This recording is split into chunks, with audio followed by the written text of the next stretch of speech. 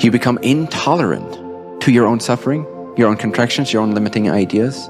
You stop tolerating and calling it spiritually acceptance. Oh, I'm just accepting what is. You stop doing that because you become alive. You become a fiery, feisty,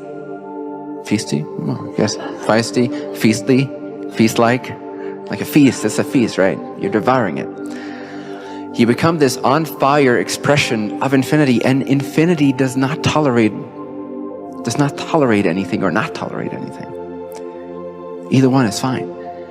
But to become a more effective expression of infinity, you have to learn to listen to your higher self, and that comes with the inability to tolerate your own suffering. So as soon as you suffer, you start naturally bringing consciousness to that. Why do I suffer? You don't go, oh, it's all accepted, let me just suffer it, we'll move on, let me just hold the space for it. Holding space is beautiful, but at some point you know that space is already holding the space, and it just becomes obvious. So you can start living your life within the context of knowing space is space. Okay, and then you can become more effective and more embodied and allow the energy to open up. It's like your veins, your energetic veins start expanding and quadrupling in their size. The information they can let through, the sense of being alive that they can let through. You become a vessel, a channel, a conduit of higher wisdom, of higher love. And there's no arrogance in that. There is no room for arrogance in that. The moment you become arrogant, you collapse to a lower level of openness. But the more you learn to not come to any conclusions and to not tolerate your own suffering, but to ask, why am I suffering? Be absolutely adamant about resolving why you are suffering. Because you care about your life, do you not? Do you not care about creation? If you don't signal off, and you're always signaling off something, so get out of the state of mediocrity, get out of the state of the automatic mind, and become alive, become awake to caring about creation, because creation cares about itself. It doesn't want to do redundant things that have already been explored before that don't induce greater liveliness. So care about your life. The moment you care about your life, you're signaling that off, and everything else starts to care about you and support you and facilitate that accelerated, penetrated force of consciousness, waking up, expanding and manifesting different realities according to your true heart's frequency. So care about your well-being. Many people do not give a damn about their well-being. They just don't care. No, it's okay. What would it mean if a mediocre person would have to step out of their mediocrity and stop accepting their suffering? It would mean a lot of things. But be ready for that. Be willing to face these lots of things. It takes some energy, it takes some commitment, it takes some bravery, and it takes some transformational time to step out of decades of automatic realities, automatic assumptions, ideas that don't include you but only other people's minds. To step out of that and to take a responsibility, vibrational responsibility, to take back your consciousness, your empowerment. It takes a lot of things, yes.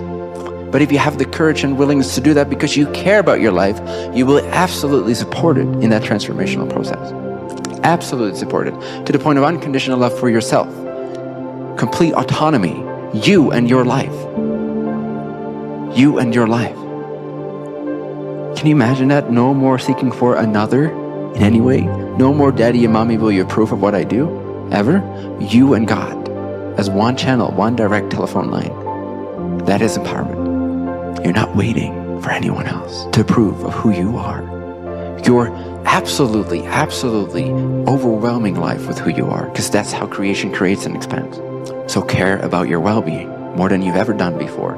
Yes, make a point out of it. That's not non-acceptance. That's absolute acceptance of the fact that creation wants to create through you in the most effective, joyful way. To accept that means to be adamant about what makes you suffer and why, and to resolve that. Do not live in mediocrity unless you like it. Do you like it? Planet Earth is getting out of that, and it's forcing you to get out of it as well. Will you follow? Will you hop on the train that's coming?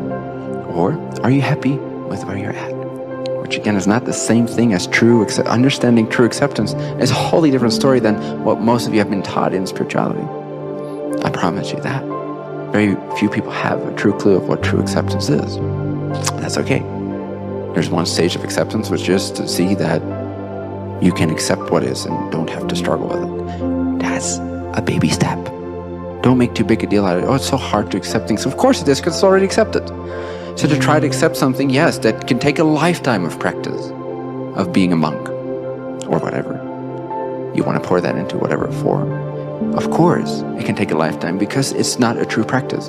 You're trying to fake something that's already been done. Of course, you can take a lifetime trying to succeed at that 100% because you can't, because it's a false practice.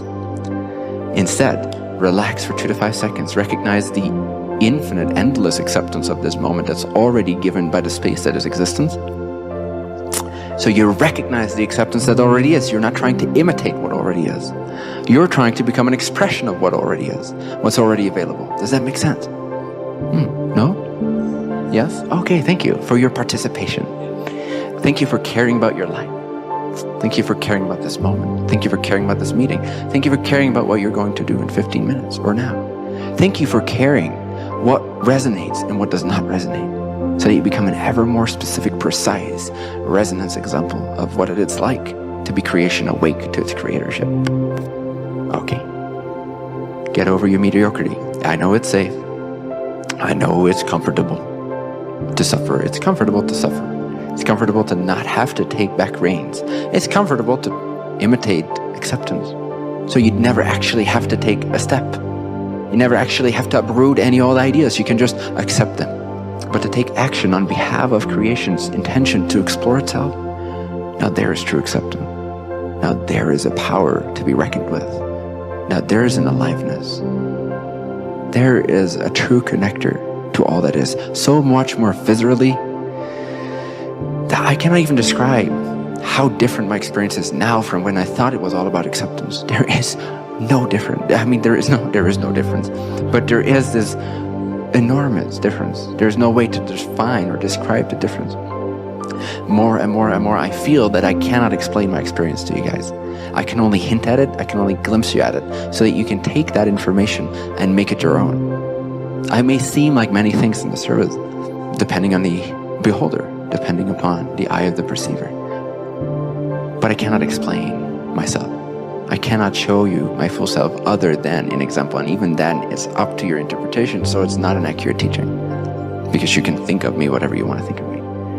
But I can just share with you from the bottom of my heart that there is no bottom to my heart, and that there is no end to this, and that right now the way I experience life cannot be put into words that you are all familiar with. I don't have the words for that, and you don't have the words for that, but I can hint at it. And so my teachings hint at it. They leave a trail. Follow the teaching and you'll follow the trail and make it your own. So you too become that accelerative comet that every month or so, looking back upon itself a month ago, can no longer explain the difference. It's just too vast, it's too expensive. It takes everything you have. It takes full-on commitment, full-on care about every tiny single detail of your being.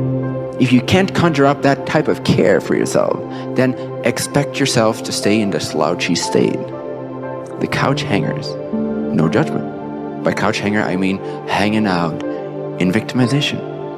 You have to start caring step by step at your own pace, but accelerated. Have the intention to care about every detail of your freaking consciousness. Why am I experiencing contraction about this apple falling on the ground? Why? Investigate. Make a big deal out of it. Don't diminish it in the name of spirituality. Make a big deal out of it. Of course, you're not dramatizing it. You're just making it this enormous opportunity to see something about yourself that you're excited about. Make every event a really excited, focused event. And nothing can stop you in conventional reality. When you do this, when you have this type of willingness, and often people ask me again, like, what was, if you could boil down, what got you to the space that you're in this amount of time or at this age, it would be that perseverance, which fails to describe the word, but true commitment, true devotion, true care and interest. If you cannot bring that appreciation for being alive, which is what it is, to be on fire with the fire of desire, of clarity and truth and honesty and expression and bliss and joy, if you don't value these things, then not much of these qualities will enter your being. You are literally disapproving of your higher self wanting to accelerate your life. You're saying, no, thank you, I'm quite comfortable where I'm at. No, I'm fine, I'm fine. As long as you say to yourself, no, I'm fine, I'm good, it's okay, it's all accepted anyway, then you're not actually becoming a co-creator. So you're not getting as much energy. It's simple. Life is not going to expend a lot of energy on those that are not creating a lot of things. They're not waking up, they're not alive, that don't wish to step into their power. Because it would be an overblowing of the fuse that you are.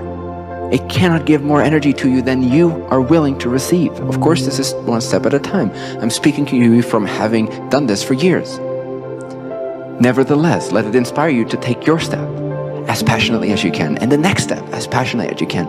And as soon as you wake up to the grace that is being alive, as soon as you become grateful for the fact that you exist, that you are called into service, as soon as you start to appreciate everything that you owe your existence to, which is to exist, as soon as you realize you owe everything you do have, even if you've created it in a mediocre way, all of that has one sole thankfulness, and that is thanks to you being called into existence. I encourage you to appreciate, to value, to be a little more grateful for that, the spark that made you exist. And so if you are in alignment with knowing that you exist, then you must exist for a purpose, because creation does not exist without purpose, does not create without abundance and purpose and relevance, does not create anything redundant that's been done before, which is so many people's experience of their life. Your life is this unique, wanting to be unique, expression of creation of infinity. Start to value and honor yourself in that way, and you honor all of existence, because there's no separation. If you honor your own life, you're honoring all of existence, and you're getting a glimpse of true acceptance, true flow. When you don't honor yourself, you don't honor existence, and you cannot accept the problems that occur in your consciousness. You cannot, you do not have the energy, the understanding, or the grace, or the gratitude, or the connectedness to truly accept all of yourself, because you don't value your life as a unique expression of the One. Wake up. Wake up. You are alive. Every single billionth of a second, you are awake, you are here, you are called into service. Cut through the crap. Be like a knife. Be intentional. Be desirous of all that is given to you and more. Thank you.